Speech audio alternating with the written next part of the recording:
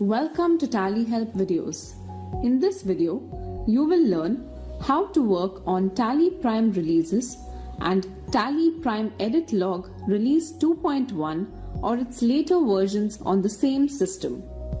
You will understand the process of installing TallyPrime Edit Log Release 2.1 or its later versions and migrate data in different scenarios. On the Tally Solutions download portal, you can download any of the applications, TallyPrime or TallyPrime Edit Log, based on your requirement. If your business falls under the purview of Ministry of Corporate Affairs or MCA's Audit Trail Compliance requirement, then you will need to download and install TallyPrime Edit Log.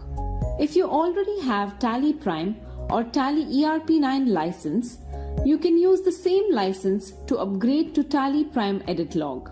TallyPrime has also ensured that the activity of installing the Edit Log product and migrating the data of older applications do not affect your company data. The size of your data increases based on the increase in the number of modifications done to the transaction and masters, as the system creates the copy of the data to produce the version history. This video will also help you understand the changes that happen when you migrate the data. Now, let us get familiar with the installation and data migration scenarios related to TallyPrime Edit Log Release 2.1 and its later versions. First, let us see how to install TallyPrime Edit Log. There can be three different scenarios when you are installing TallyPrime. Scenario 1. You are a new user. In this case, you will need to perform the licensing and initial setup processes. You can watch our videos how to install TallyPrime and how to activate license in TallyPrime on YouTube. Now, double-click on the setup file. There is a default path for the application. You can change it if needed. Scenario 2. You already have one TallyPrime application in your system. Double-click on the setup file and you will be directed to the Update TallyPrime screen. Click More Actions and you will see an option to install a new application. We recommend that you install a new application rather than updating an existing one. It will enable you to have both the applications in your system. You can see the default path for the application. You can configure the path as per your requirement. Scenario 3. You have TallyPrime Release 2.1 and you want to upgrade to TallyPrime Edit Log. It may be possible that you had mistakenly downloaded TallyPrime Release 2.1 and now want to upgrade to TallyPrime Edit Log.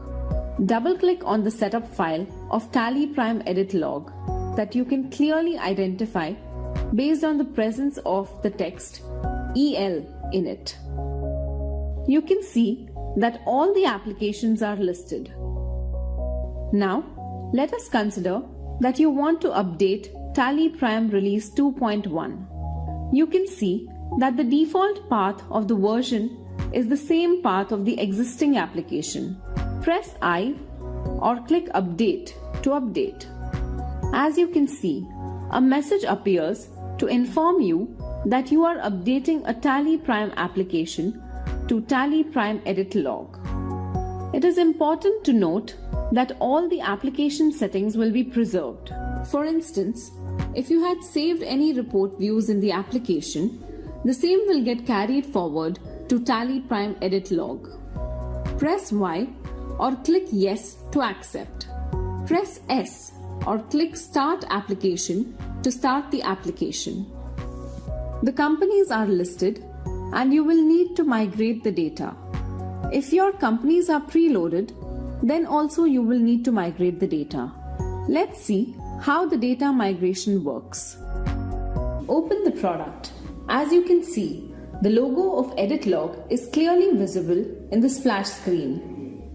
You can see Edit Log in the top left corner. You can now see the label Migration Required against companies. Bring the cursor to the company you want to open and press Enter.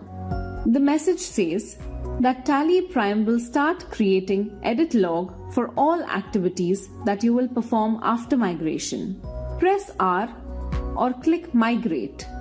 Moreover, if the method of voucher numbering in any voucher type is set to automatic, then the method will change to automatic manual override. However, voucher numbers will remain intact.